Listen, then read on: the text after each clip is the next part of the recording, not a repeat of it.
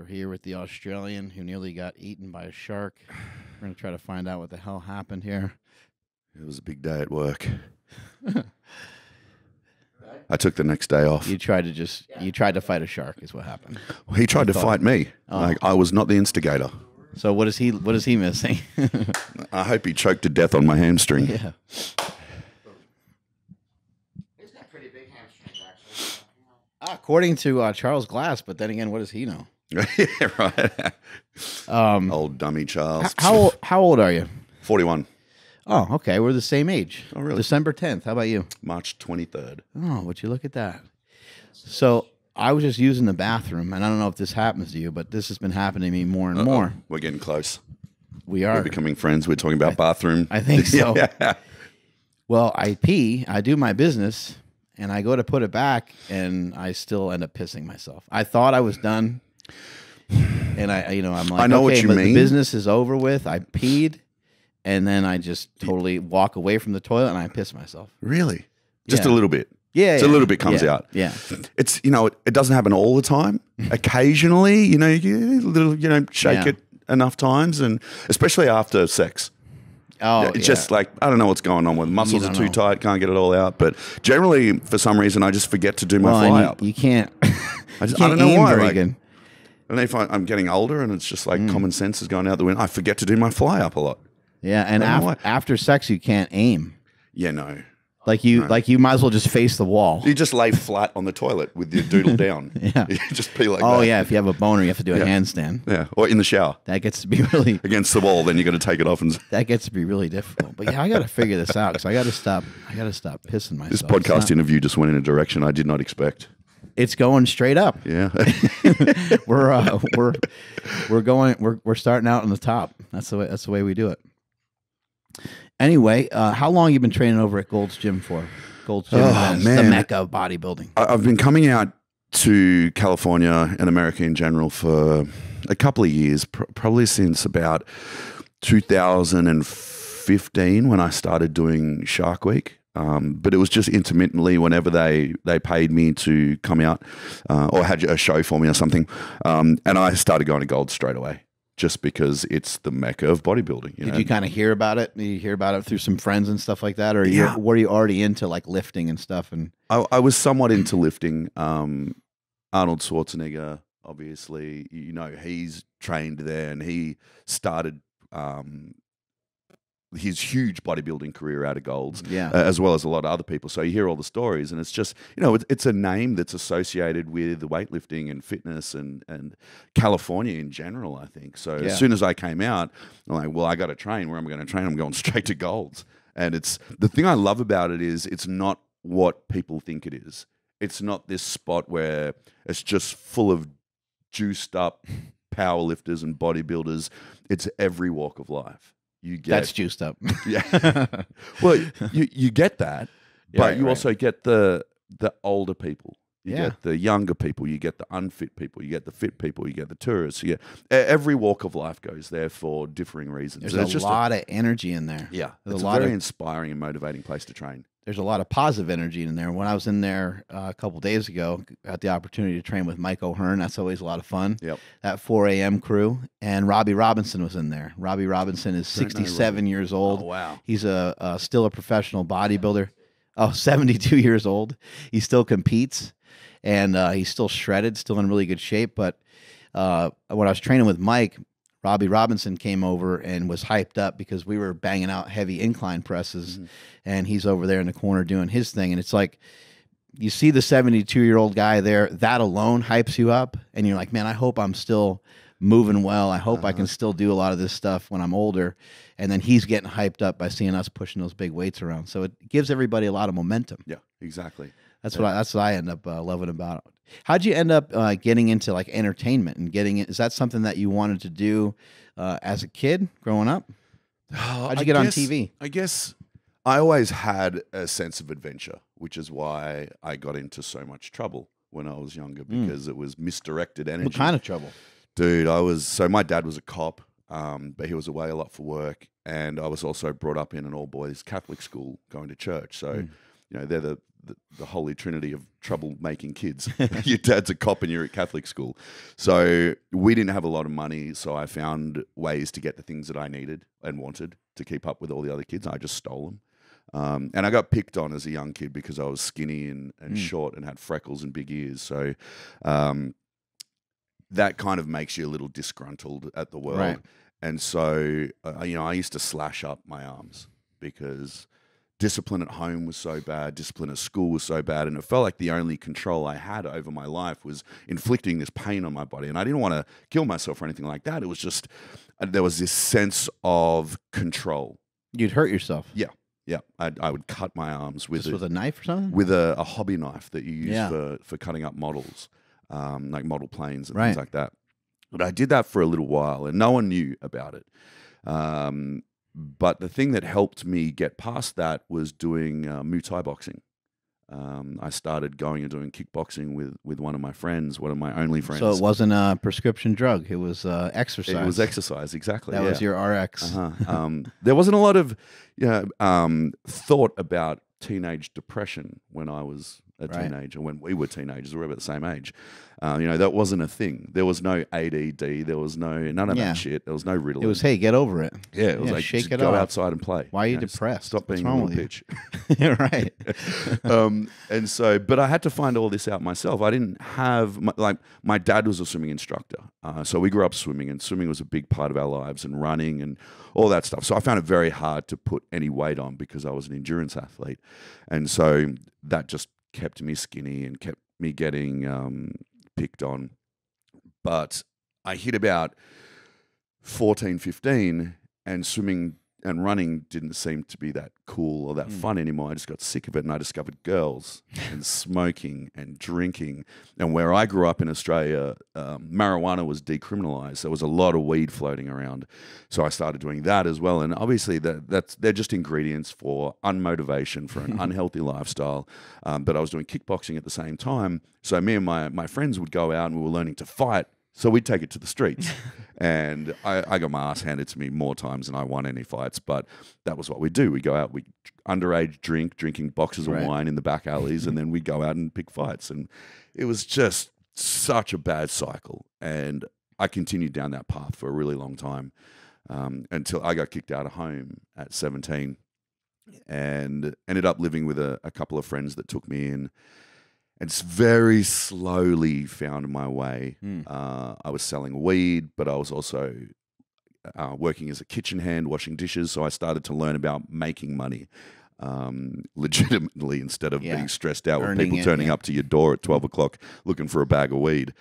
And I was very lucky that I didn't get caught doing anything terrible. We were breaking into cars and stealing and fighting and drinking and doing drugs. So I was very fortunate that I got put in a jail cell once for smashing a window at one point, but that was about the extent of me getting busted for trouble, and it could have gone a very different way.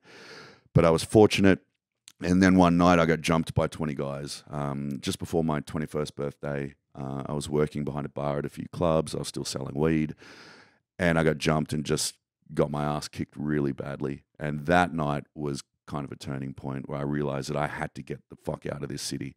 I was living in Canberra, which is the capital of Australia.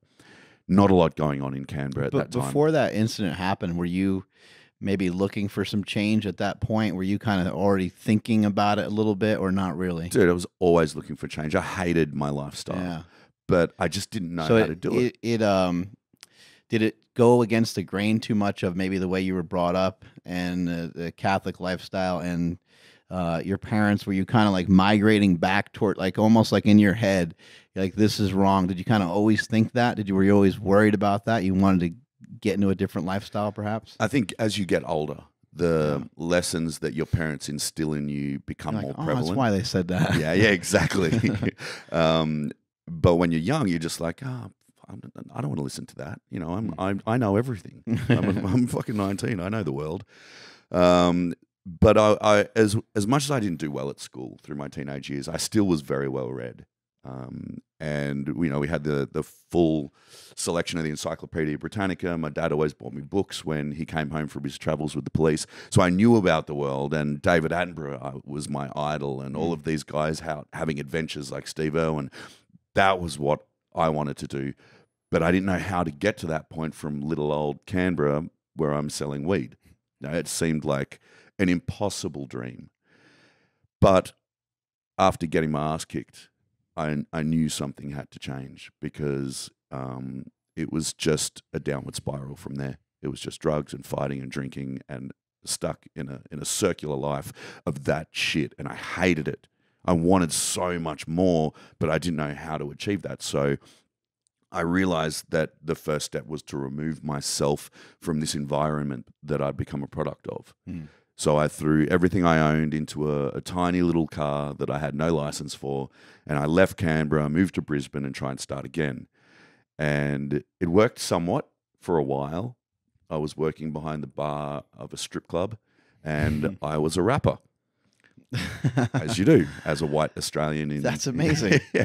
So a little side note that we didn't know. It was kind of cool. We put out a CD. We opened up for Snoop Dogg in 1998. That's great. I'd quit the strip club because I thought I'd found my future career as a rapper, but not a lot of money in white rappers in Brisbane in 1998. So the financial struggles there came into play, and everything collapsed. And I was living in a house with one of my best friends with no electricity, no running water. We had to shower at the local pool just to get clean, to go out and try and find work, putting $2 into the car for fuel. And eventually I found another job working behind a bar, and that was just so unfulfilling. Right. It was just, what am I going to do? Am I going to do that lifestyle this? feeds into that. It feeds into more of that because of the nightlife. My dad has always said, and other people have said this over the years, nothing good happens past 11 p.m. Yeah, I've heard that many times. And as kids, me and my brothers were like, I think everything good happens after 11 p.m. Right. Like, isn't that when you get laid and stuff? Like, isn't that when all the fun stuff happens? Yep. But yeah, it can cause a lot of trouble. And then just in general, you're not as productive, because the next day, what time is your day starting at 12 or 2 or something, right? And then it's a very repetitive lifestyle. What was something that helped you transition out of that lifestyle? Was there a single thing? Because you got jumped, but I know that the next day it didn't look like a Rocky montage of you like training and like being like, I'm going to be a badass and I'm going to totally change my life. No. And you went to God and ran away. So what happened? Yeah. Man, honestly, probably calling mum, just asking for advice. Like my last vestige of hope. Right. Call mum and ask for some advice. And that's awesome, I think. Yeah. Well, there's always someone there for you. Right. It might not come in the most expected of places, and sometimes it is. Sometimes it's just calling home. And I'd somewhat rekindled my relationship with my family at that point. Not so much with Dad, but with Mum. Mum. He's like, you're still a punk bitch. I'm not talking to you. So I called Mum, just saying, hey, look, I don't know what to do. I've left home. I've started again. I've tried to rebuild, and I'm in a worse spot now than I was before. It takes a lot of strength. Yeah. Sometimes it's, the last hope. Right. I didn't know where to go from there, because I still had this dream of my life being something special, but I didn't know how. I was looking down the barrel of following the career path of my bar manager, sitting at the bar smoking a cigarette, all skinny and pale, and going home to his house in the suburbs. And I was just like, is that what I want? That's my future. Right. Fuck no, that's not my future. That is not what I want. So I called Mum, and she said, why don't you talk to your brothers? Because my brothers were in the army. And I just thought, ooh, that could be my way out. And so I called them, and they just laughed at me. Like, there is no way you are going to make it in the army. They didn't think you were going to be able to change. No way. They just thought the military lifestyle is definitely not something for you. But if you do decide to do it, it's pretty good lifestyle. You get paid to travel, to play sports, to shoot cannons and all that stuff. They were in artillery. They said, just don't join infantry. because you're not going to make it. So I joined infantry. You took that challenge. You're like, man. okay. Yeah. Well, it's kind of like when you think of the army, you think of soldiers. You don't think of the logistics officer.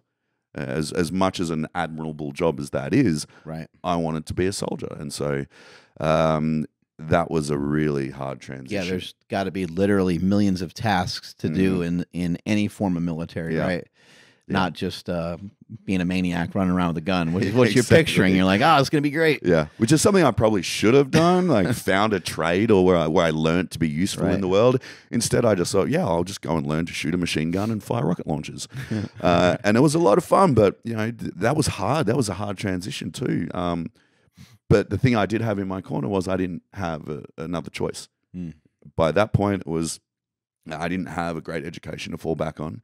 I had no other skills except being a bartender and being a shitty rapper. Do you think you had some good discipline going into that? Like, were you typically a person that would show up to work on time? Were you dependable and reliable in some ways that you had like you at least had something going in to where it wasn't such a shock that you had to do this at this time? And look, at that point, I was very honest. I was very loyal. There was no way that I would steal from my employer or be late or not earn their trust. Yeah, there's got to be some qualities there. Otherwise, you will not make it, right? Yeah, exactly right. And over time of going through basic training and not having that alcohol and not having time to smoke those cigarettes or smoking that weed, my fitness came back from all those years of swimming and running. And so I went from being mediocre in the fitness area of being a soldier to excelling. And then I felt that sense of pride, not just in the uniform that I'd started to wear, but in my fitness and the fact that I could inspire the rest of the people that I'm training with and working with to do better as well. I think sometimes the things that you don't do and the things that you things that you don't do can be detrimental sometimes. So something like swimming or something like running that you had from when you were a kid, you didn't really probably realize all the different things it was doing for your brain. It was doing stuff for you physically. It was also doing stuff for you mentally. Yep. And when you got back to it, it sounds like it kind of opened up more opportunities for you. Well, when I stopped it, I just went down the gurgler. But as soon as I started doing that fitness again, and that's why it plays such a prevalent part in my life. And all of the good things that I do in my life are based around health and fitness, and they really have turned my life into something pretty amazing. So when the Army, I spent 5 years as an Army paratrooper, and I got to jumping out of planes with a big machine gun. You're a crazy bastard. I would never jump out. Would you still do that now? Oh, yeah. There's a spot down in San Diego that does accelerated free fall, so I want to go and get my civilian ticket. Damn. I just got to work out how to do that, missing a hand and a leg. Man, I'm such a pussy. I don't think I could do that. I think maybe when I was younger, somebody could have maybe... You've got kids, though, yeah? Yeah. Yeah, see, I think it becomes a little different. I can barely different. Fly now, yeah. When I have kids, when you have kids, it's like... It's not being afraid of death. You don't want to leave them alone. You don't want to die unnecessarily. Yeah. Right. Whereas I don't have to worry about that. I've got my dog and I care about him. But this guy's got a huge head. Yeah, he does. Big head, big paws. He's a big boy. But so what was the transition from there? How long were you in the military for? I did 5 years with the Army, did some really cool stuff, snipers course, worked as a United Nations peacekeeper in Southeast Asia. And then, the Army taught me a lot about myself. Being a sniper sounds cool. Yeah, I didn't get to work as a sniper, but doing the course was pretty amazing. Yeah. Learning to really shoot. But the Army taught me how to push past my own limitations. Yeah. And so I thought, I missed out on a trip to Iraq. They canceled my trip 4 days before I left, and I just got the shits with the Army. I was like, fuck this, I'm going somewhere that gets deployed. Yeah. So just for a second, do you think that there's any other way to get your brain in the same place that you could get through fitness and through being pushed above and beyond what you think you're capable of? In other words, do you think like you could read a book or see a movie or do drugs, or do you think there's anything in the world that compares to you don't have anything left and you're being pushed and pushed and pushed and pushed, and there you are doing more and more and more because the guy next to you is doing more and more? Is there anything like that? Is there anything remotely close to that? I think it helps if it's a multifaceted approach. So if you can harness a lot of those things all at once, or for me, it was the fact that I didn't have an option. You have to do this, or we will just punish you. Yeah, what are you going back to? Yeah, nothing. Well, that was the thing. I didn't have anything to go back to. So instead of fighting against the discipline and trying to change my circumstances like I normally would in life, I tried to change the way that I perceived the situation, the way that I approached the situation. I didn't like a lot of stuff about being in the army, so I focused on the things that I did enjoy, like shooting a machine gun and firing rocket launchers and throwing grenades and hanging out with my mates and the fitness side of it. And I just got through the other stuff, like, because you find out that you're not always going to enjoy everything in life. So healthy competition is an amazing motivator. Even now, people always ask me how I stay motivated and positive and all that stuff. And I use things as simple as YouTube clips or clips on Instagram and social media. Just, I follow people that motivate me and inspire me. Going to Gold's and seeing Arnold Schwarzenegger at the machine next to me, and he says hello. You got a chance to meet him? Yeah, many times. Oh, yeah, awesome. He waves at me most times I see him, and that's a huge motivator. This is the Terminator, When I was in hospital and I still had my leg after the shark attack, and the surgeon came in and he gave me the option as to whether I was going to keep it or whether I was going to have it taken off. And I just looked at him, drugged to the eyeballs, and said, "Doc, just take my leg and turn me into the Terminator." And so that guy had such a inspiring place in my life growing up as the Predator and the Commando and all that sort of stuff. To see him, it was the arm that was left behind in the first Terminator, right? That kept. Now I have one. Yeah, that's probably crazy. Not quite as good. How in the hell did all this happen? That's what we got to get to now. Yeah. So I changed from the Army to the Navy. I heard about these guys called the clearance divers. No one really looked directly at them. They were kind of a very special group within the side of the military. And the Army, having taught me how to push past my limitations, made me believe in myself a lot more than I had previously. So I thought, well, what's stopping me from being a badass like these guys? What's stopping me from being someone that other people look up to? Right. And I just thought, nothing. I'm just going to give it a go. Just your own mind, right? I made it into the Army. If this is the next step, then let's give it a crack. And I went into training and selection processes, really freaking hard stuff, like 10 days of mental, physical, and emotional anguish. Swimming through Sydney Harbour in the middle of the night for 6 hours, followed by a half marathon. Pitch black. Pitch black, shark. We know there's bull sharks all through there. We really know that they're there now. 5 hours of PT on the soft sand at the beach, and mind games and breath hold and just all that shit. So 70% of my course quit on the first day. But I had this motivation whereby I am not going back to the Army. They're gonna have to fail me because I'm too dumb, or they're gonna have to kill me. And so I went into it with that mindset, giving it all, and I passed. And I discovered this amazing lifestyle, amazing job, amazing friends, where we were traveling the world, shooting guns, blowing up mines, doing pure oxygen rebreather, combat swimming, and using almost any handheld tool you can think of, but underwater. A picture or maybe a video of David Goggins. I'm sure you've heard of him before.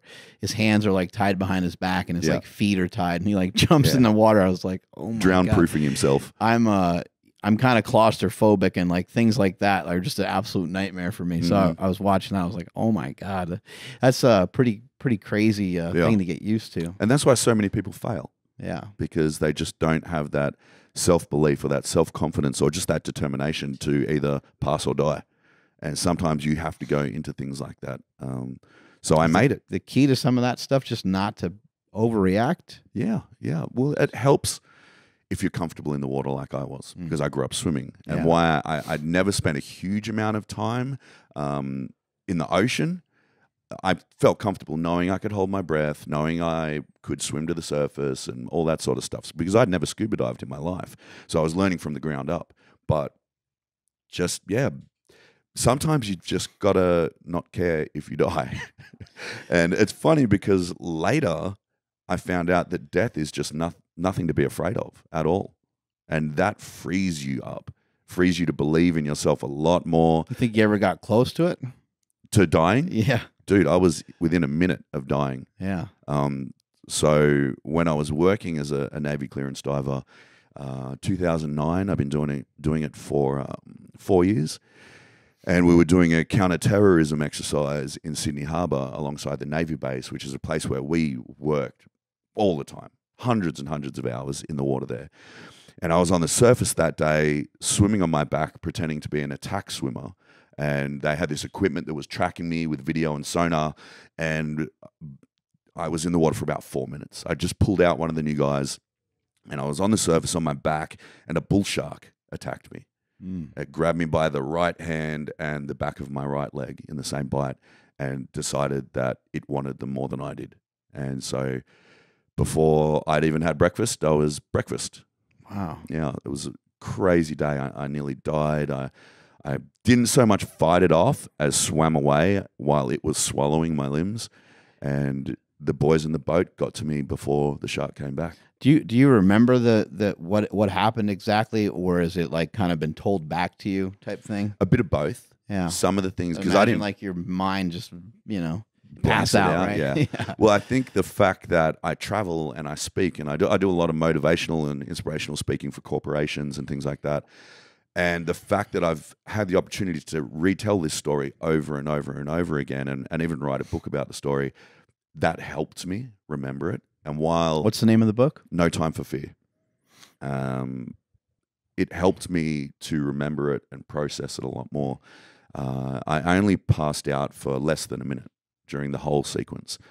And it's kind of, I never did counseling at all because I just didn't feel like I needed it. I knew how I felt. I felt like shit. I didn't need to talk about it. What I needed to do was find that sense of value and purpose that I'd had previously, because I was looking down the barrel of losing my whole career. So instead of talking to some person I didn't know about how I was feeling, I decided how I was going to feel, and I worked towards goals and giving myself challenges to try and achieve this impossible dream of going back to work. So I cut my leg one time, right? And I have a little scar right there. It's about an inch. Or maybe, it's about an inch. I was throwing out some trash. I worked at a bar, and there was a bottle of vodka in there that was broken. And I went to twist the bag and to tie it up to throw the trash out, and it went, and it just sliced me, and blood went, right all over the side of the bag. And I looked at it, I was like, oh my God, it's disgusting, right? And so my brother took me to the emergency room, and it was just a couple stitches. It wasn't a huge deal. But as they clean it up and stuff, I'm kind of looking at it. I'm like, oh my God, and I'm not really queasy, so I'm looking at it. I'm like, that's kind of gross. I'm like, what is that yellow stuff? And they're like, that's your fat. I'm like, oh my God, even my knees are fat. But, I kind of looked at it and I was like, man, I kind of like mutilated my leg, right? This is at the time, it was probably like a 3 or 4 inch cut because the scars gotten smaller or whatever, right? What was it like, looking at your hand or your arm and it's fucking completely gone, or what the fuck did it? It was crazy. I mean, you just start crying, or like what? I don't understand what that would look like. I guess the military just trained me so well that I tried to control the situation as much as I could. So after the shark had bitten off my hand and my hamstring, I popped to the surface, and I'm like, shit, I got to get out of here before that comes back. So I start to swim, and I go to take a stroke, but my hand's gone, and my arm ends at the end of the wetsuit. I'm like, fuck, okay, I've got to keep that wound above my heart to stem the bleeding. So I'm just thinking logically in this, my greatest fear, aside from public speaking, was sharks. So I've just faced my worst nightmare, and I don't know how I was doing it, but I was just thinking logically. I got to keep that wound above my heart to stem the bleeding, and I got to swim back to the boat. I got to get out of the water. And I had 3 of my buddies in the safety boat. Your swimsuit is there, but your arm is my pretty much gone. My wetsuit came all the way down to my wrist, and my hand was gone from the wrist down. Wow. now that I have the surgery photos, and there was part of my hand left, there was the tendons that are inside your hand, one finger, I think my thumb, but the thumb was just shredded. And I couldn't see it because it was dangling down my arm by skin, so it was sort of hidden behind my forearm. All I saw was just the end of my wetsuit with no hand in it. In the cartoons, they always punch the shark in the nose. Did you try that? I tried that, yeah. I Didn't. I tried to go for the eyeball, but it had my hand in its mouth. So I tried with the left hand, but it had me by the back of the leg and I couldn't reach it. So I tried to push it off by the nose, but all that did was push the lower jaw deeper into my leg. And so I cocked back to punch it in the head. And as my fist was coming in, it started to shake me. And all the strength went out of me because that's when the pain came in. Yeah. And it was just so excruciating. There was nothing I could do. Yeah. You're in the water with this 600-pound monster made of muscle, and you have no power. Yeah, they're so fast and so strong. And the video is on YouTube. You can actually watch it. Oh my God. And it lasts about 8 seconds, and you can see that's them a just long getting ass thrown time. around. Yeah. That's a bull ride right there. Yeah, it was not fun, I got to tell you. Holy shit. And towards the end there, I was underwater just thinking, I'm going to die. I'm not going home today. This is it. And the first things that came to mind was, well, it's almost not even in word form. It's just thoughts. And I was just thinking, am I ready to die? And I thought, yeah, you know what? If I'm going to die now, then yeah, cool. I have no regrets. I've lived 10 lives. I've had so many adventures and more life than I could have ever thought possible. I'm ready to die if that's going to happen. And a calm came over me, and then the next second I popped to the surface because the shark wasn't attached to me anymore. My wetsuit made me buoyant, and I popped to the surface. My head came out of the water, and I realized I wasn't dead.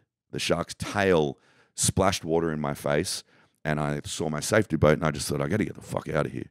So I started to swim, and I swam through a pool of my own blood back to the boat.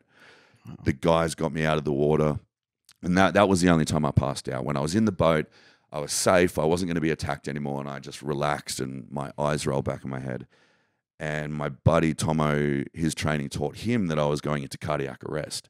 So his training told him he had to stimulate my heart. So he straddles me. He starts pounding me in the chest, and it works. It wakes me back up, and I look over and my hand's gone, freshly eaten by a shark, and I look up and Tomo's beating the shit out of me.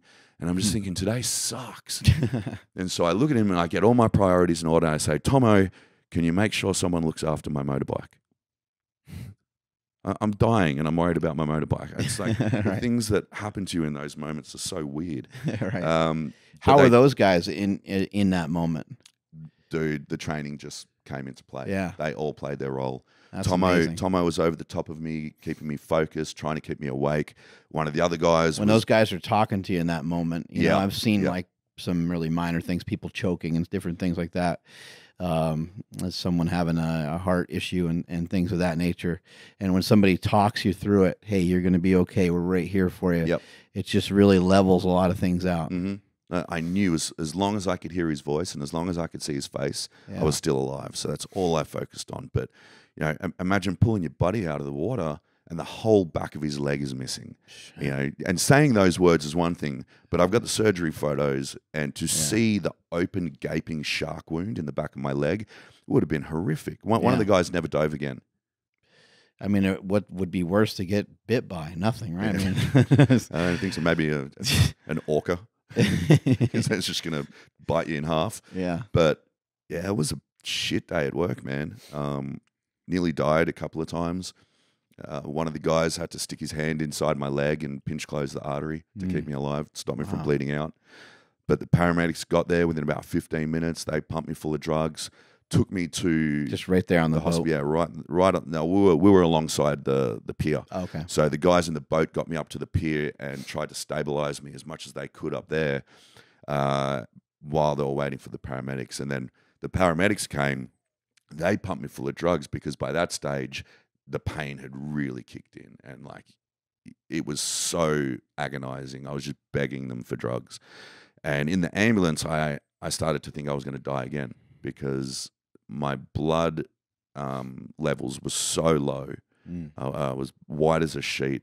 and they'd pump me full of morphine, and I couldn't breathe. I physically couldn't make my chest go up and down. So I started to think I was going to die all over again from not being able to breathe. So they coached me through that, and it basically turned into a bit of a pregnant lady Lamar's class in the ambulance. Because you're panicking. Huh? Yeah. Well, I was just, well, you can't breathe. What do you do? Yeah. I'm trying to whisper to them. I can't breathe. And so they coached me through it. They kept me calm. And thankfully, they got me to emergency surgery straight away. And I went in, and the next couple of days were a bit of a blur. I woke up at one point and looked down and saw my foot was still there. And I was just thankful for that. I knew my hand was gone. I'd seen that. I'd processed it. Nothing I can do about that. But if I can keep my leg, maybe I can keep this job that I love so much. And that was all I was concerned about, just keeping this job that I had fought tooth and nail to get into, because I didn't have anything else. And the things that were running through my mind was, I'm going to have a worthless life. I'm going to be in a wheelchair, and people are going to pity me, and I'm going to have this horrible rest of my life. I'm only 31, 30. What am I going to do for the rest of my life? I was terrified. And that fear eventually turned into a very powerful motivator for me. When you were like in the hospital and stuff, I would imagine you go back and forth between being angry about the situation and then also probably being grateful that you're still alive, right? That battle must have went on for a long time, and the healing process for this must have taken a long time. But look, to be honest, I never really had a lot of anger about the situation. It wasn't like I would lay in my bed fuming. The only time I was angry was when they couldn't control the pain, because I realized the situation that I was in, and I never blamed the shark because I chose a dangerous life. I don't think people know that about pain. It makes you pissed. It makes you grumpy. Yeah, it makes you really like some angry. Older people that somebody in their 70s, it's just you got a grandpa or whatever. Sometimes people are just mad because they're in a lot of pain. Yeah. And it's hard to deal with that, especially over long periods of time. But it wasn't a lot of to and fro, because, like I said, I'm a very logical person. And I just thought, I had my leg taken off, and that was a very easy decision because the doctor broke it down for me, and he said, look, we can take it off, and we can have you running and walking on prosthetics within 6 to 12 months, or we can keep the leg. You'll never be able to move it. You'll never be able to feel it. You'll carry it around like a lump of wood, and your life will suck. So when you give a logical person a logical choice like that, it's very easy to make the right decision. So I had the leg taken off, and for the next 20 hours, I was in agonizing pain.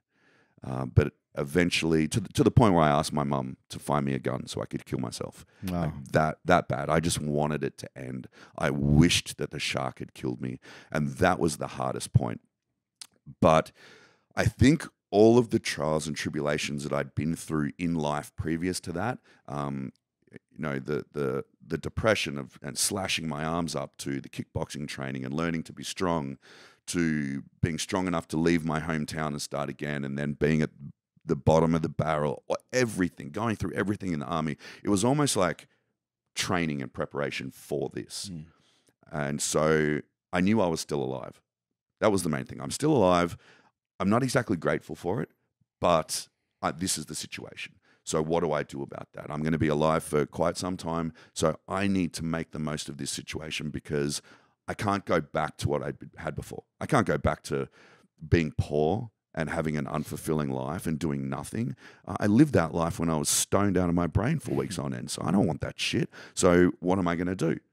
I'm going to use the tools and the lessons that the military has given me, and I'm going to look at the great things I still have in my life, like my friends, my family, that amazing support network, the fact that the military is going to pay for my prosthetics and all that sort of stuff. A fully functioning arm, a fully functioning leg on the other side. Semi-functioning. It's never going to replicate a real hand, real leg, but it does the job. But I mean on the other side. Yeah. Well, I got I got half of good stuff. So I decided that I'm going to turn a very complicated situation into a very simple choice. And that choice was, what do I want? Do I want a good life, or do I want a shit life? And that simple sometimes. We overcomplicate Yeah. that too much. Do you get frustrated now sometimes? Like, how long ago was that? 2009. So, you know, Do you still have days where you just get frustrated? Like, not necessarily like down, like, oh man, you know, this happened or whatever, but like just frustrated. Like we went to the gym like 2 days ago and we saw you had the trap bar and you're like, oh, I'm doing some farmer's carries. And me and my brother are like, that crazy bastard, man. He's fucking getting after it. But like, I mean, there's probably situations here and there where you're just like, you know, it's bumming you out, I guess I'd say, you know. There's moments. Right. There's not days, there's not weeks. A very good friend of mine gave me a very important lesson. He just said, never feel bad about feeling bad. It's natural. It's okay. Just don't let it ruin your whole day, your whole week, or your whole life.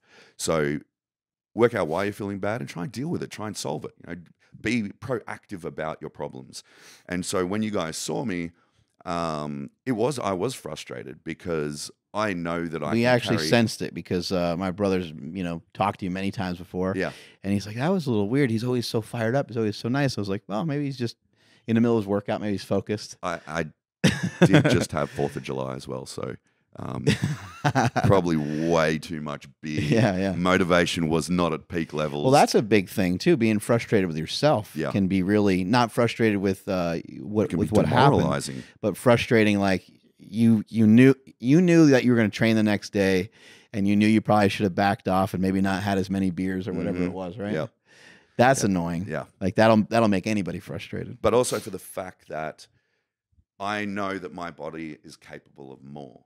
But there's certain things about the weightlifting arm or this leg which limit me. So I was doing 245s and a 25 on the bar, and I could carry more, but the weight pulling on my elbow was hurting my elbow so much that I just couldn't do anymore. So that frustrates me. But I'm a firm believer that if there is a problem, there is a solution. Sometimes with the right tools, and sometimes that right tool is just the right mindset. Okay, so I'll find another way to do it. I'll find another way to work that muscle. I'll find another way to train and get stronger, or I'll adjust the prosthetic somehow. You never accept the fact that this is it, this is how it is, and I've just got to put up with it. Maybe it'll be better tomorrow. Exactly right. Yeah. With what happened to you, do you view it as like an event, a tragedy? Like how do you label it in your head? You getting the crap kicked out of you by 20 people versus the shark. Yeah. I love it when I get questions that I've never been asked before, like smart questions like that, because that's a big thing, how you view the situations in your life. And it's exactly like that. It's just an event. And people laugh at me because... Well, let's, you break it down, right?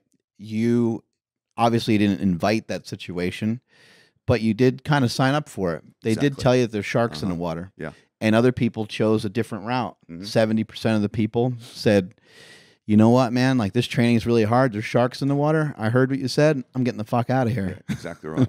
Dude, I chose a dangerous life. Right. Because that was fulfilling for me.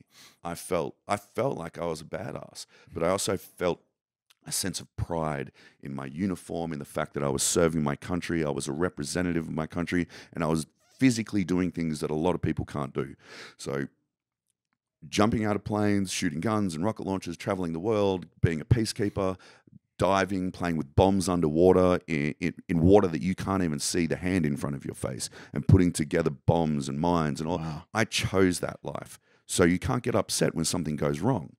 It's why would you do that? Don't be a dick. Like, you chose that situation. Things can go wrong.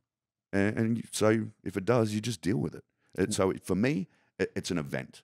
It's something that happened. I don't anchor my whole life off that day, even though a whole new career and a whole new lifestyle has come out of that turning point in life. Does it ever get to be too much? People asking you every day, like little kids and stuff, man, what happened to your hand? Or like, yeah. I like never sometimes, get upset with kids, though. I mean, sometimes probably just like, my brother and I, we had our oldest brother pass away years ago, and people will still, because they see bigger, stronger, faster. Mm-hmm. And sometimes people don't know, and so they'll come and sometimes they'll come at you sideways. You're not thinking about it. You're not paying attention to it at all. someone would say, "Oh, how's Chris doing?" I'll say, "Oh, Chris is doing great. Lives in L.A. and he's having a good time. He's getting in better shape. He's made some big changes." And they'll say, "Oh, how's Mike?" And it's like, oh, like that just hit me out of nowhere. With your thing, it's very visual. Yeah. I'm sure you get questions all the time. Does that ever get to beat you up a little bit? It does, yeah. I'm totally honest, yeah. It kind of the weird jokes too. Sometimes, yeah, really insensitive people just. I think sometimes questions. Maybe it gives you better perspective on like people joking around about like race and people joking around about things they can see. Yeah. Like, oh, they make a black joke because the guy's black, or they make an Asian joke because the guy's Asian. Does that make you a little more sensitive to some of those things where you're kind of like... I kind of think I always was. Yeah. Like, I'm not a super insensitive person. I think I am anyway. I would never do that about someone. My mum always said when I was a kid, there for the grace of God go I. Right. So there's... You could be in their shoes. Right. All it would have taken is a tiny little change of circumstances, and you could be that person going through what they're going through. So why would you ever judge someone else? You got the friend that's heavy, or you got the friend that's short, and it's like, oh, you're short, and every other joke's a short thing, and every other joke's a fat joke, and it's like, just give it a goddamn rest for a second. Exactly right. So yeah, I understand at the same time that if I saw a half robot dude walking down the street, I would be curious as well. And I'd probably have a look, and I'd probably be a little sensitive. I'd try and not look too long. Wearing sunglasses, it's almost like people think I'm blind. Like they can't see where your eyes are looking, so they just feel you're readily available to them to be stared at. And they're just like, oh, shit. Have you told anybody about the penis? The penis? The mechanical penis that you have? Dude. Luckily, it was a cold morning, and I'm a lefty. Oh, okay. And I had some shrinkage going on. Otherwise, I would have been a triple amputee. So, small blessings. But, I never get upset with the kids because they're usually quite funny. It's grown adults that just open mouth stare at you, which I'm just like, are you for real? Right. Or like, I've had council workers, like this old Asian woman back in Sydney, yelling at me from across the street. Just going, hey, come here. I'm like, no. What happened to your leg? Fuck off. And it's like you walk away from that so angry, but you just got to breathe, let it go, and realize sometimes people are just fuckers. That you can't do anything about it. Some people are just, they have no idea. Don't let it get to you. Go and do something that makes you happy. You can't let it weigh you down too much, right? Like, obviously, they've got their own issues. Right. And I have, I trained myself into being, generally speaking, very, very happy, very positive, very motivated.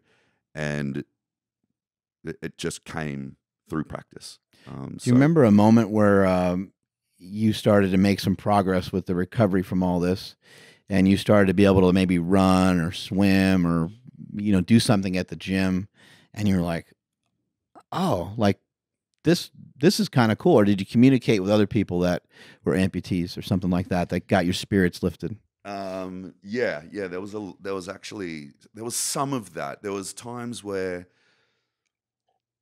the effect was opposite to what people wanted. So when I was in hospital, there was some that lifted me up, some brought me down. There was this guy who was a double leg amputee, a single leg amputee, and he was a doctor, and he came into my hospital bed, and he thought that meeting another amputee might help me. And so, I'm drugged to the eyeballs on ketamine and morphine. I'm tripping out a little bit, and I'm just going through this terrifying process. And he comes in and he's just like full of beans. He's like bouncing around the room, and he just like takes his leg off in front of me and shows me his horrible scars. And I'm like, this is the fucking worst thing he possibly could have done. And it just crushed me. And I'm like, oh, great. I gotta like it's a little early on. Yeah, a little early. Too early. A little early for and this. And then things like, I'm finally training. I'm back in the gym. I did it all myself. I had no rehab hospital, nothing like that. It was just me and my buddy. He would drive me to the gym, and I'd get in there and I'd try and learn to use my body again.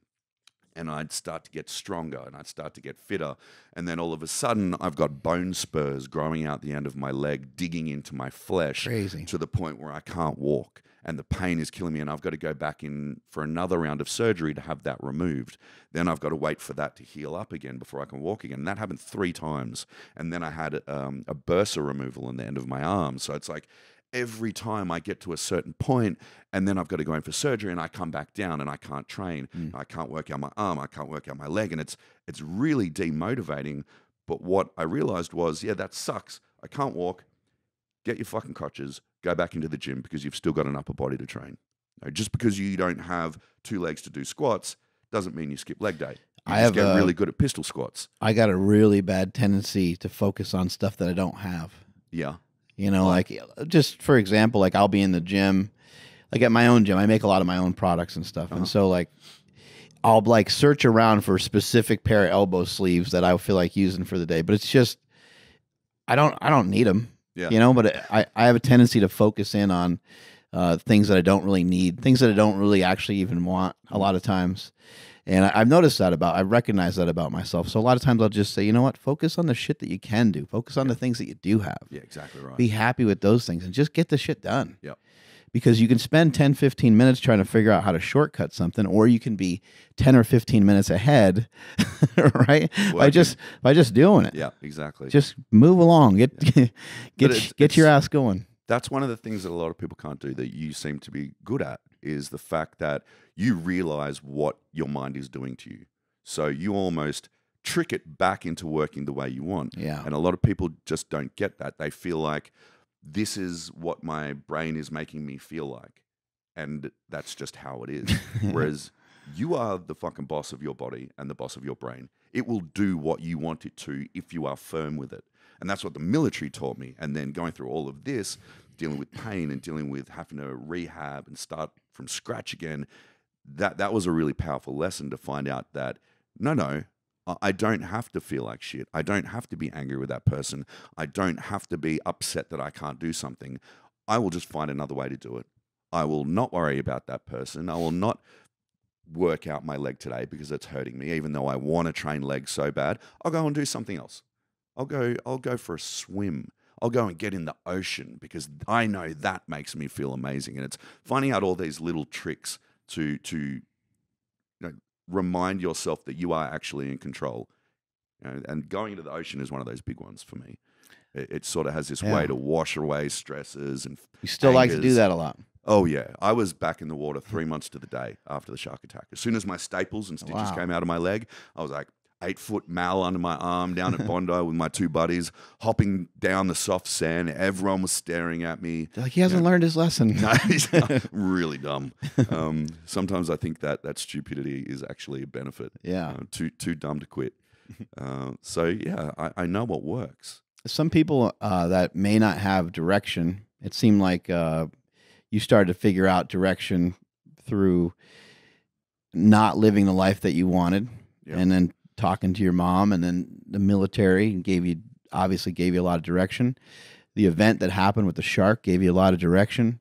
How can other people find their direction? You know, how can they kind of figure out, fuck, how do I get on the right path? Like, is there something that you learned along the way that maybe some people are missing out on, that they're not paying attention to, that they should be practicing or doing? Yeah, I think a lot of people are afraid to make the big, scary decisions, the things that will change their life forever. I learnt to do that no matter what, from leaving home to joining the army to changing to the Navy to a couple of years ago leaving the security umbrella of the military, which was my guaranteed paycheck. Some people are too afraid to make that really big, life-changing decision. I've learned that those are usually the best decisions you can make. As long as you are dedicated to pouring your heart and your soul into that decision. Because if you're not happy, or if you're not where you want to be in life, are you just going to be comfortable in your misery?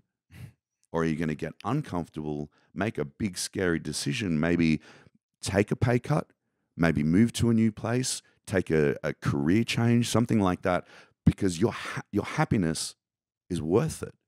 You know, what is the point of? And I meet people when I travel and speak all the time. They come up to me after my presentation and they break down because they're just living. They're so unhappy and they're so broken.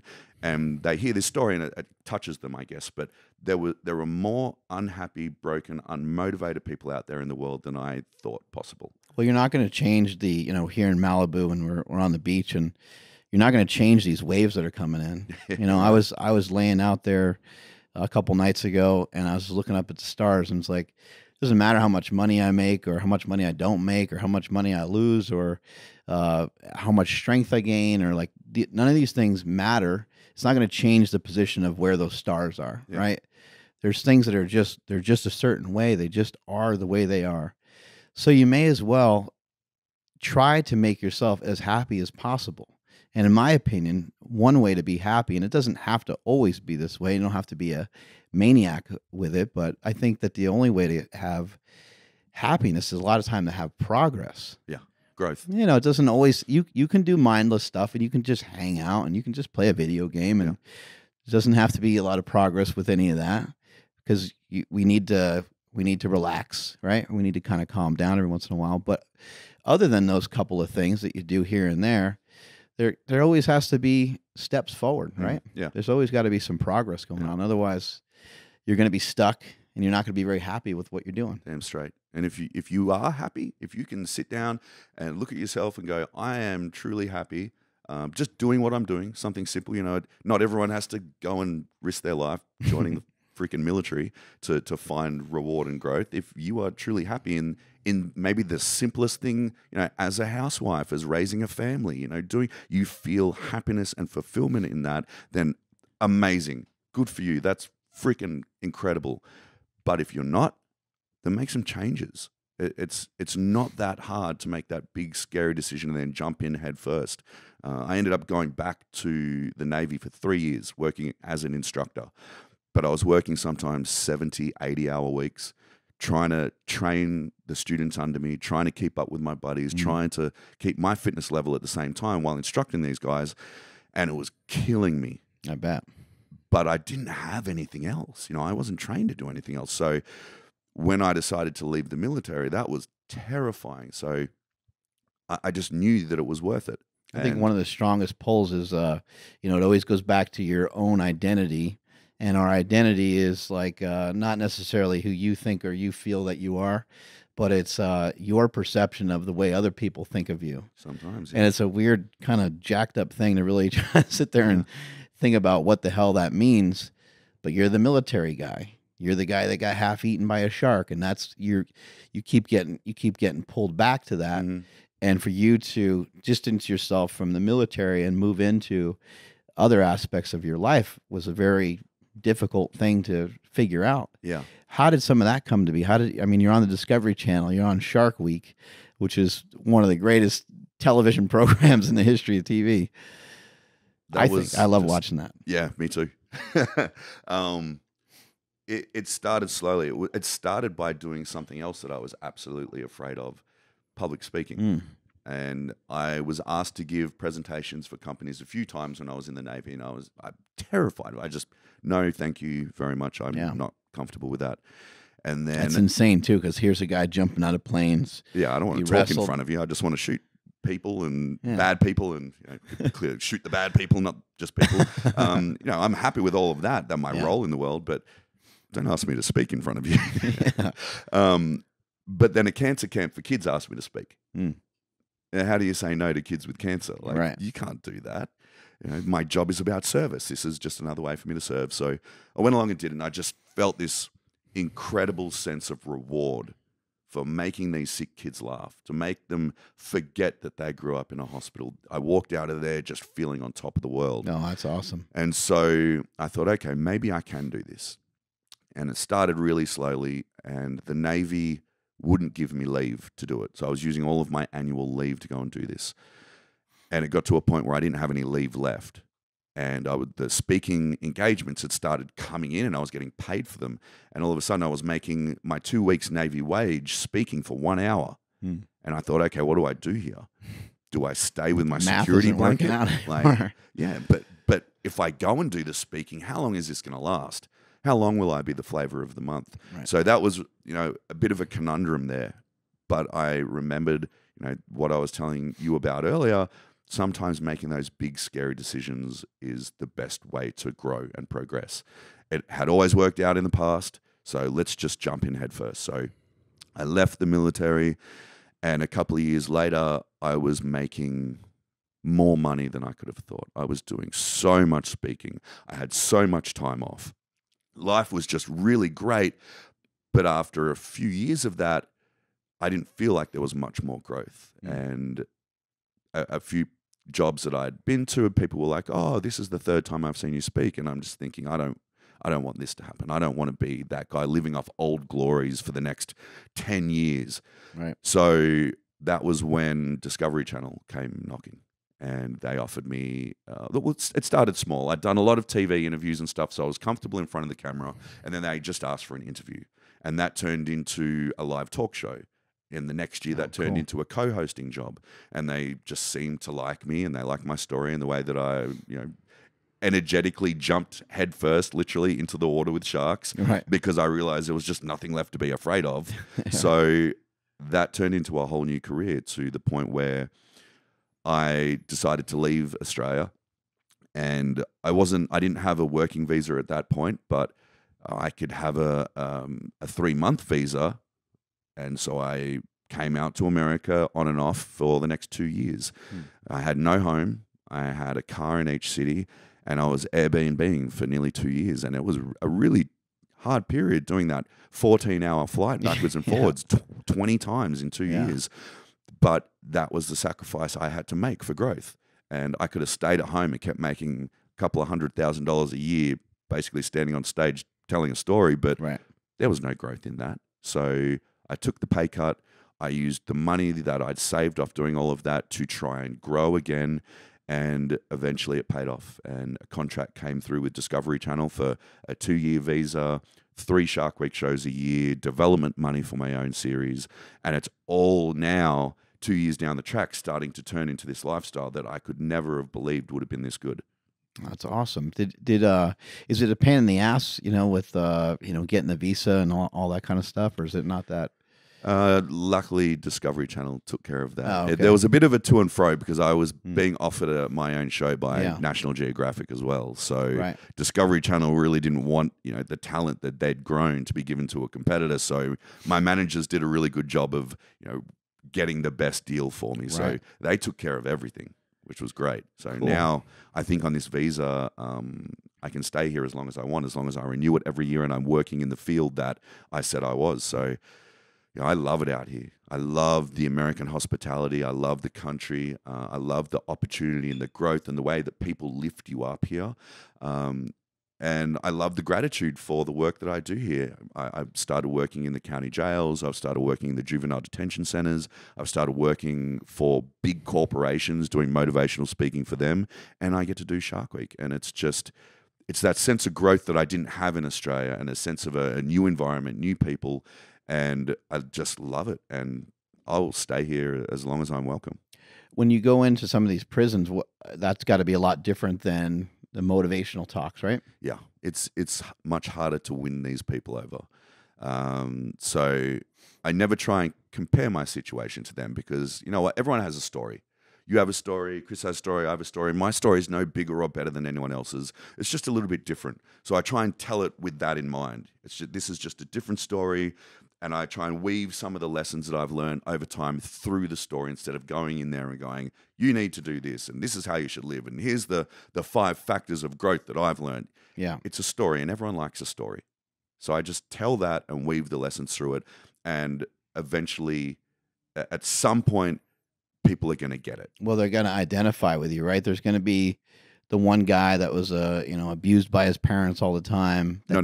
My parents never. No, I'm saying it doesn't relate to you, right? Yes. And then there's going to be the guy who went to Catholic school, and he's starting to play through some of the things, and he's like, "Oh, check, that's me. I'm kind of like that." You always kind of we're fighting against the grain. It sounds like, right? Yeah, a little bit. And I find that really interesting, because that's what people are fascinated with, is just go up there and just give them your experience. Just tell them about your experience. But if you go up there and really preach, they're like, who's this guy? People just switch off. This guy's never been in my shoes. He doesn't know what happened to me. And it took a long time to learn how to do as well. It was, I was terrified of public speaking.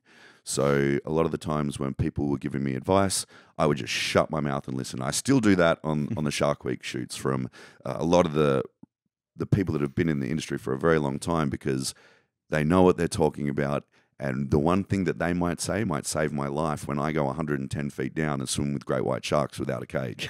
So I just shut my mouth and I listen to people giving me advice. And some of it's bad advice, some of it's good advice, but you get to choose what you take on board. And one of the most powerful things was when I was told by a very famous Australian woman that I'm just too damn military. She's like, this happened and this happened and this happened. You give it a military story. You need to give more vulnerability. You need to give more of yourself. And I went away from that just thinking, what the hell does she expect? Like, be vulnerable? Yeah. I'm a soldier. I'm a clearance diver. I've been trained not to be vulnerable. What does she want me to break down and cry? And I'm like, I don't know how to do any of that shit. But then I thought about it and I got on stage and I just tried to give more of myself. Like I tried not to just be the tough military guy. This is what happened. This is what happened. All the things you were talking your brain out of going into, you just tapped into some of that. Exactly right. Because there was those feelings, but you suppressed them because you're a savage. Yeah, the sense of vulnerability of wanting to die. Right. Telling that story of being in so much pain, all I wanted to do was die. And people started to cry. Yeah.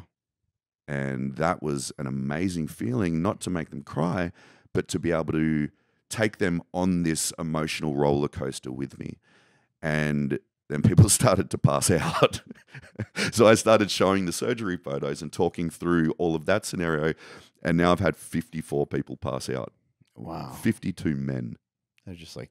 Only 2 women, yeah. Wow. So it's become this really fun thing for me to do. I get to share the absolute lowest points, the absolute highs, and everything in between, and all the little tools and lessons I've learned along the way. And it works. I know it works because social media is an incredible tool of communication, and people write to me and tell me, and they go home and they tell their kids, and their kids look me up and follow me. And it's just such an incredible feeling to be able to reach people and help their lives that I might never get to meet.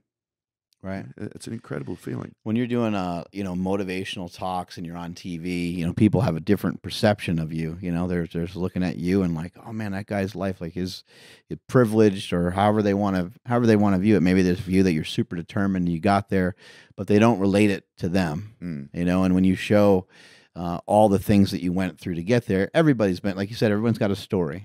Everybody's been through something. Yep. Maybe it's not as crazy as some of the things you've been through, but everybody has been through something, so they can at least relate to that on the surface. Yeah, and exactly. They kind of identify with that a lot better.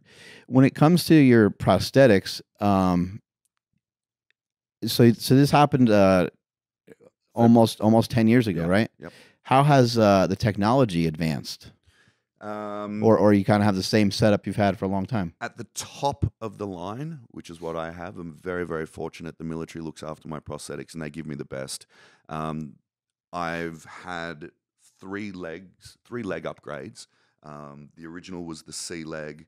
The second one was the X2. This is the X3. So it's gone from not being waterproof and just a very good walking leg to this is fully waterproof. It has a running mode. The balance is better. What's the way that it functions better. Running mode? So does it assist you're running a little bit? Yeah. It has a lockout mode, a free swing mode, so I can ride a push bike. But I can just get up and I can run on this leg. The only problem is this foot isn't a running foot, so I kind of look like an old grandpa chasing his kids around. You'd have to change flat-footed. Yeah, you got to change the foot. But the arm has also changed. This is only one upgrade. The old hand I had, it was just very flimsy. It looked very robotic, and I used to break it every week. And so I upgraded to this one, which is called the Michelangelo. So people that can't see what's going on right here, his hand is in like this black glove that goes all the way up to his elbow.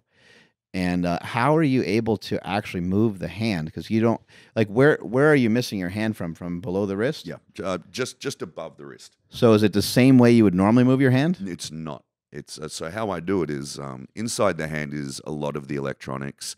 My arm comes down to just there, just above my wrist, and the socket holds the batteries, what they call the brain, which is like the CPU. It also has the on and off switch there, which doubles as a magnetic charging port. So I have to plug that into the wall every 3 days or so. And then there's a sensor on the bottom here. There's a little hole just there on the bottom of my forearm. And then a sensor on the top. So what I do is instead of opening and closing the hand, that sort of motion, it's almost like making a fist and drawing the bottom of your fist towards your elbow. And flexing that bottom forearm muscle. Yeah. And that will close the hand. If I want to flex it open, I flex back, and the sensor on the top of my forearm picks up that muscle activating and the hand will open. So I just basically doing that backwards and forwards with my wrist. If I want to change the grip, I give it a little flick like that. So this is neutral grip at the moment. I give it a little flick. You can hear it beeps, and then it goes to beer drinking grip. This is like, I call it man grip. Or beer drinking grip. So this is how I shake a man's hand because it's very firm. You know, men have bigger hands, so it's got a wider grip and it sort of clenches down. And then there's the girl grip or neutral grip, and that's, I don't like to hurt the girls, so I give them a little bit softer. But it's it's a $90,000 holding device. Right. I'm never going to play the piano with it. I can't lift weights with it because the fingers will snap. But it's amazing.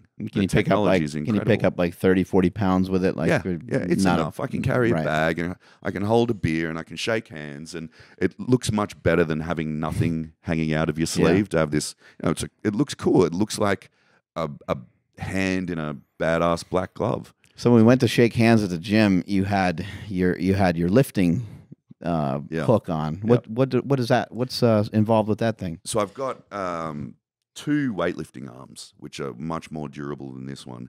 One is for pushing, so it ends below the elbows, so I can push to full extension, and that's for bench press and all that sort of stuff. And there's an attachment on the end, so you can do almost every exercise in the gym. Yeah, basically, except for I can't do heavy deadlifts, and I'm not very good on the free bar at squats because I can't rely on my right robot leg to stop it from bending. So if I lean on it, it'll just keep collapsing. So I find I use the Smith machine. I just don't do heavy deadlifts, but basically everything else with the right tool. I've got another weightlifting arm that goes above my elbow, a bit like this one, and that holds all the weight. I can do chin-ups with 45-pound weights, and the arm won't come off. So it's just the right tool for the right job. Do you have to bring all that stuff with you to the gym? Every day. Switching out your arms and then when I'm traveling for Shark Week, I've got this leg I've got to carry, the robot arm, the 2 weightlifting arms. I've got my diving leg. I've got running blades. Are they checking that at the so heavy, man. in the airport? Yeah. And so my luggage isn't over. I carry a lot of the stuff in my carry-on. So I go through the X-ray machine, and I get pulled up every time they start pulling all these crazy limbs out of my backpack. Everyone's standing around staring. So like, bro, that's my leg. Yeah. There's like sometimes it's a realistic looking rubber foot that I use for diving, and they just pull that out and put it on the bench, and then they run that through the X-ray machine. Just throw a giant dildo in there too, and they'll be like, "This whoa. is my dildo arm." So I got to tack on an extra 20 minutes when I'm going to the airport. As far as the leg goes, where is your leg? Where does the bottom of your leg end? My leg goes down to just above the knee. Oh, okay. But my hamstring isn't my hamstring. What they had to do, because if they removed above the wound, which normally they would, like in an amputation, they would have had to take my leg off just below the hip, which makes you a hip disarticulate amputee. Makes life really hard because you don't have a limb to put a prosthetic socket on. So they worked out a way to salvage the limb. They cut off my foot. They sliced open the back of my calf muscle all the way up to where the shark bite started in my hamstring, peeled all of that muscle off the bone, took out my shin bones, cut out my knee joint, cut the end of my femur off, and then folded all of that calf muscle into the back of my leg where the shark bite was and stitched it up. So now my calf muscle is where my hamstring used to be. And it's non-functioning. It doesn't do anything. It's just sort of there to fill the gap. Holy shit. Yeah. It makes life kind of hard. Probably a little harder than a normal above knee leg amputee because it moves a lot. It's not really attached to the bone. It atrophied a lot because I can't, the muscles are non-functioning. So it's hard, but that's just life. I got to deal with it. Like I get up in the morning and I put my leg on. I go to bed, I take it off. How do you train that leg? So it doesn't. I can't really. Oh, okay. Yeah, there's not much I can do. The part of the quad you can is move. missing You as can well. move the hip a little bit. I do leg raises. I can lock out the knee on this prosthetic leg, so I do a lot of leg raises. I do crunches. And how are you able to do that? How are you able to swing that leg? Well, if I stand up and I kick back, I can lock it out by going 1, 2, 3, 4, and then it beeps, and then it goes into free swing mode, so I can ride a bike. Or if I do it 3 times, then it'll go into lock mode, and the knee will lock out, so I can just do leg raises like that. Right. And all that sort of stuff.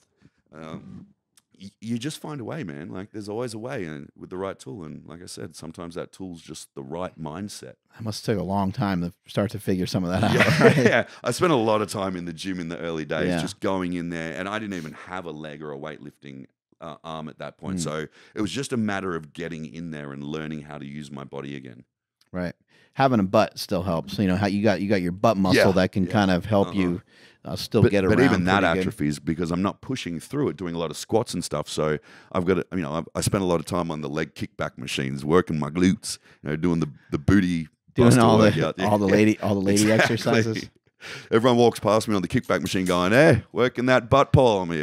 Yeah, I got to work the butt. So there's a lot of advancements in technology. People are, I see people, they're growing like ears and they're growing all these different kinds of things right now. They're getting better at hand transplants and things hands like that. And feet are kind of complicated. Do you think or care or, obviously you care, but do you think anything like that may be in your future? I hope the technology and the surgery gets to the point where you can do that, whether it's prosthetics that can be embedded into the body like a cyborg instead of having this socket on all the time, or getting a hand transplant or a leg transplant. I hope the technology gets to the point where it actually works and it's non-dangerous. But at this point in time, it's just not there. The anti-rejection drugs you have to take are terrible on your body. Just the recovery time and the fact that it's not guaranteed the nerves are going to grow. So at this point, I'm not going to be a guinea pig. I'll let other people do that. Let other people try it out. What's coming up for you now? Like, what do you got going on in the next couple of weeks? Shark Week, bro. Yeah. Shark Week starts July 22nd. 3 new huge shows. Really can't wait for them to come out. I did 2 back-to-back just in the last couple of months. The first one it's called Shark Wrecked, and they took me and a British Special Forces guy off the coast of the Bahamas, 2,500 feet deep water. They blew up our boat, and then they chummed the waters. So it's kind of simulating, we're in wetsuits and fins, and we have masks and snorkels, sort of simulating 2 guys coming back to their boat after spearfishing. They've got all their bait and fish on the boat, and then it blows up.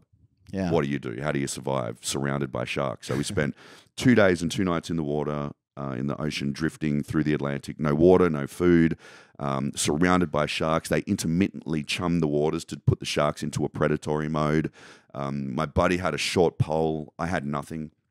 But at nighttime, we did have a netted pen we could get into, and it was just too dangerous, too dark. We couldn't see anything. And it was really lucky we did too. They'll see in the show the sharks got super aggressive at night. They actually woke me up at one point when in my, not even sleep, but stupor, by ramming the cage. Oh, shit. Yeah, it was pretty crazy. So that was one way to wake up. Sorry? A hell of a way to wake you up, right? Dude, so I didn't even, I was just sort of feeling this bumping at 3 o'clock in the morning. It's pitch black. I can't see anything except 2 feet away from me. And I wake up and the cage is still knocking. And then this fin comes up right next to my head because I had my head on the edge of the pen. You're like, not again. Just to rest my head on something so I could try and sleep. This freaking fin comes up right next to my face. So I didn't really sleep much after that. And then we took Ronda Rousey down to Fiji and put her through some crazy shark experiences, and she's never even dived in her life. So sounds like you're ready for some action movies with all these guns and rockets and stuff that you've been jumping out of planes. Trying to convince them to give me flamethrower arms or Wolverine claws or just make me a Bond villain. I don't just put me in, coach. Yeah.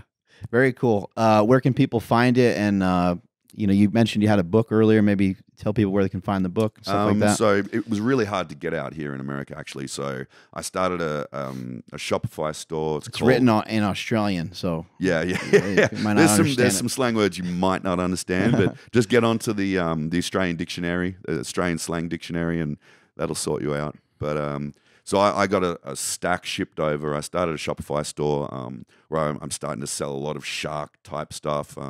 People just seem to be so into Shark Week, like 20 million viewers.